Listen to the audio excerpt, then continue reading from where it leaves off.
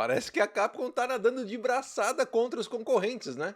Resident Evil 9, Monster Hunter Stories 3 e agora a Pragmata. O futuro empolga, mas como é que tá a Pragmata no Nintendo Switch 2?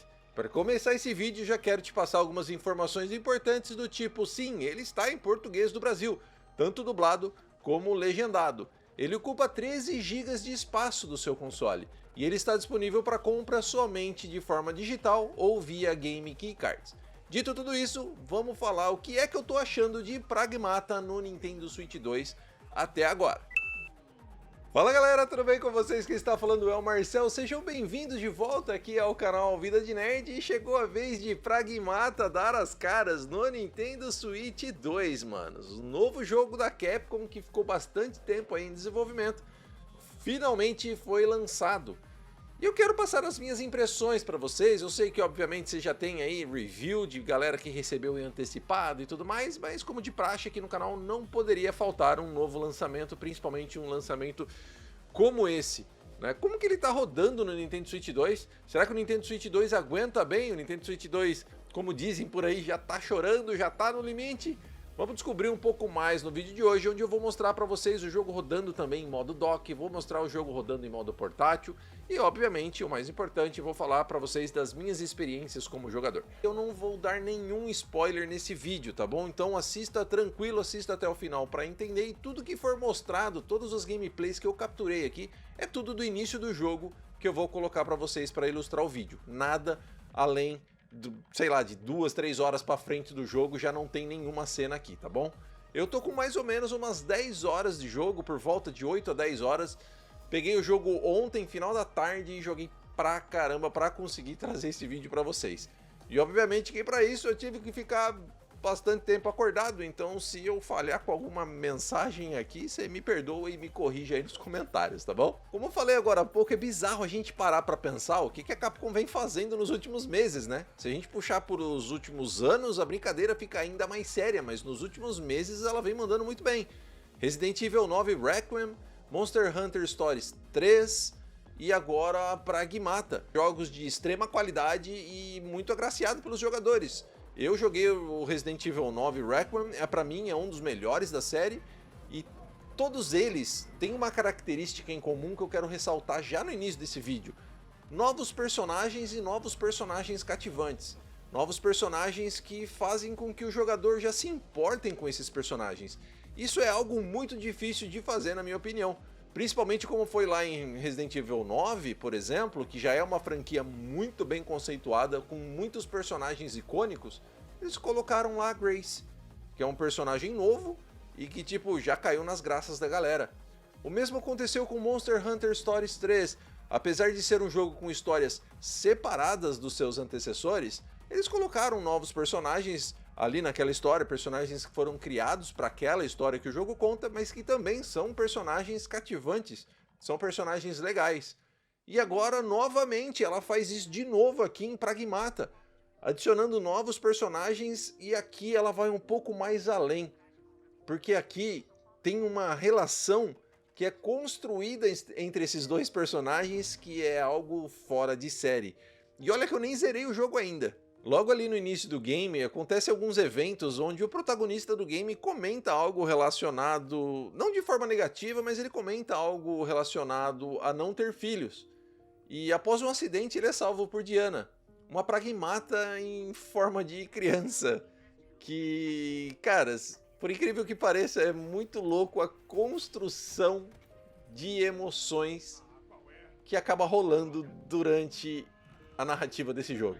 Tem vários momentos carismáticos que aquecem o coração, momentos icônicos e marcantes entre os dois, e uma relação que vai se criando aos poucos, é uma relação que vai sendo construída ao longo da narrativa, como eu disse, né? E tem vários momentos marcantes que realmente conseguem tocar o jogador. E, como eu falei, eu não vou dar spoiler nenhum aqui, mas eu queria muito ressaltar isso daqui, e tenho certeza que com relação à parte de relacionamento entre o protagonista e a Diana, saibam que a Capcom criou algo muito especial por aqui.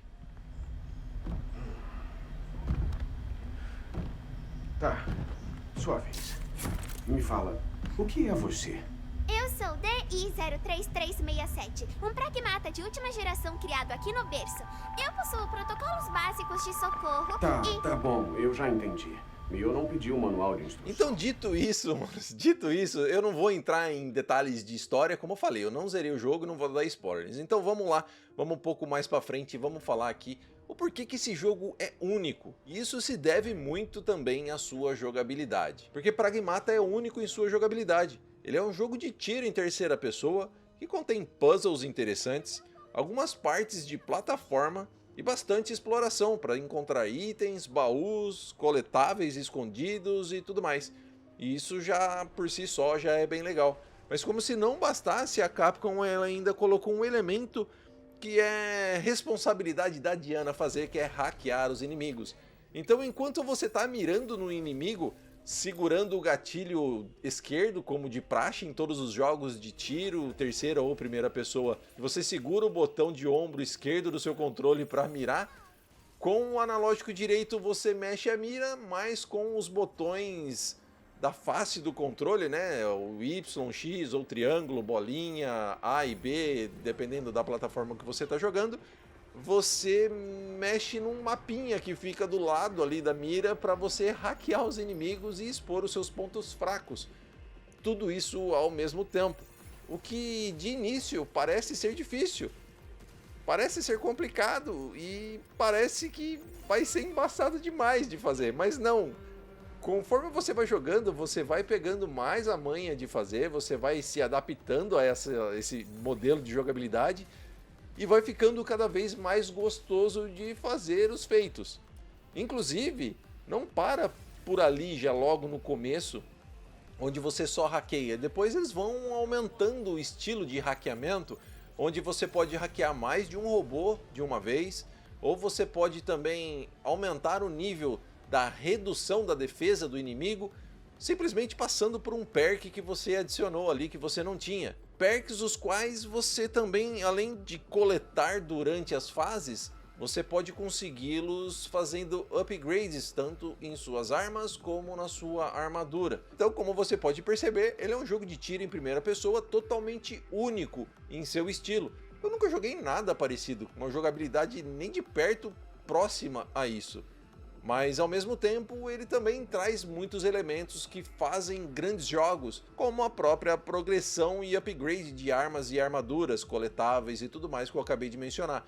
Isso deixa o jogo com uma longevidade muito boa, porque mesmo se você não conseguir pegar tudo que você quer naquele cenário, ou não conseguiu coletar todos os coletáveis, você pode voltar lá para pegar depois.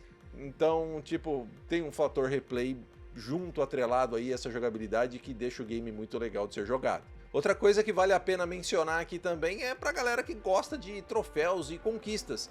Nesse jogo mesmo no Nintendo Switch 2, assim como foi lá em Resident Evil Requiem, a Capcom implementou as conquistas embutidas no jogo, então se acaso você quiser tipo platinar ou fazer 100% do jogo, você pode seguir o menu de conquistas diretamente no Nintendo Switch 2 pelo próprio jogo, o que também é bem interessante.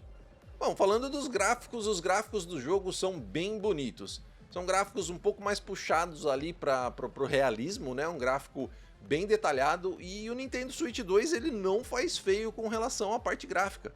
Como você pode estar vendo aí na captura que eu fiz, o jogo está rodando muito bem no console da Nintendo.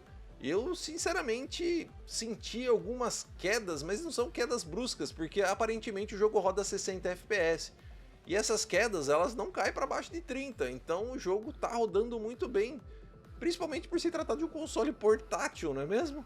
Então, como você pode ver aí, tem captura que eu fiz aqui direto usando a minha placa de captura, é o Gato 4KX, eu acho, então tá rodando aí na qualidade máxima para você ter uma ideia. Se você estiver assistindo esse vídeo na maior resolução que o YouTube disponibiliza, tenha em mente também que ainda tem a compressão um pouco do vídeo do YouTube, né?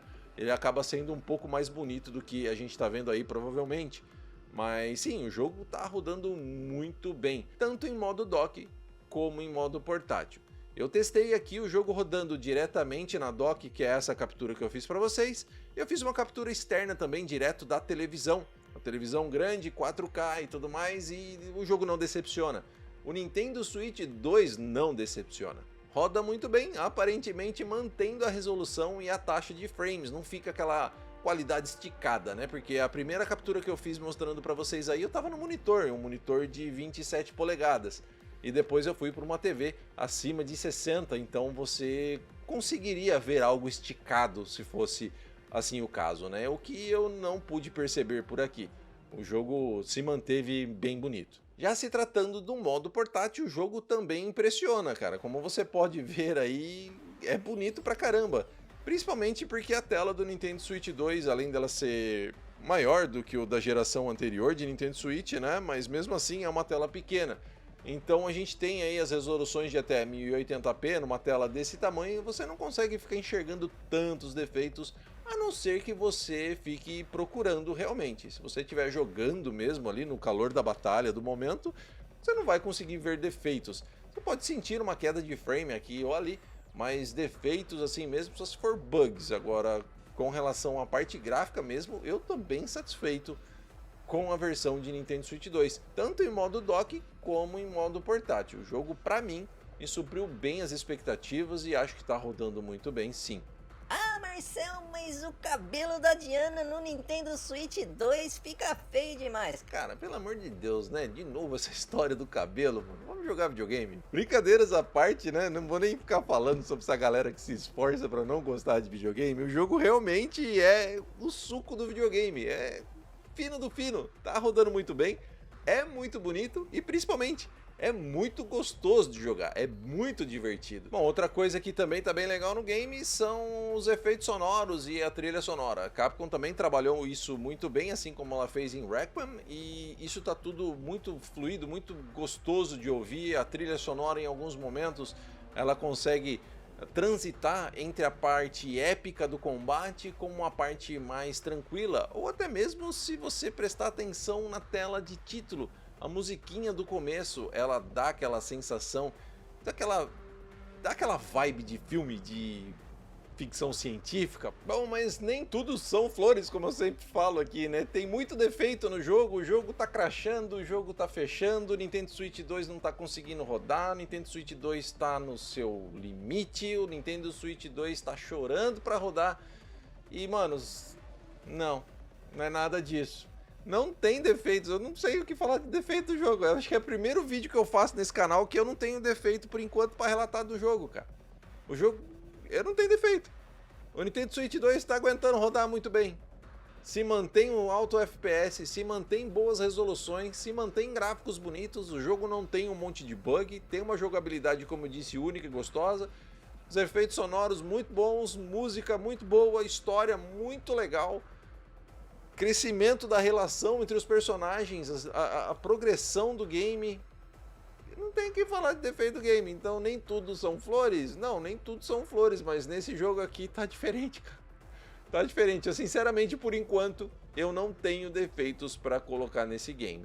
Se você gosta de um shooter em terceira pessoa, quer algo diferenciado, quer, sei lá, cara, testar uma jogabilidade diferente, algo que você nunca jogou, Pragmata veio pra isso. Ele veio pra isso, e confesso que a Capcom acertou com esse jogo aqui, tá? Acertou demais. Como eu falei, eu tô com por volta de 8 a 10 horas de jogo e por enquanto eu só tenho que rasgar elogios. Eu não vi nenhum defeito que eu possa falar pra vocês aqui. Falou, olha, esse jogo tem um defeito tal. Por enquanto não. Por enquanto esse jogo pra mim é um dos melhores que eu já joguei até o momento. Mas diz aí se você vai jogar, tá jogando, o que é que você tá achando? Você achou algum defeito? Põe aí pra mim saber também.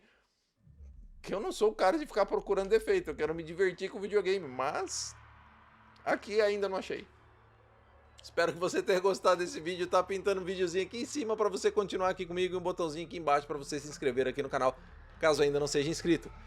Espero ver você no próximo vídeo, um grande abraço e tchau!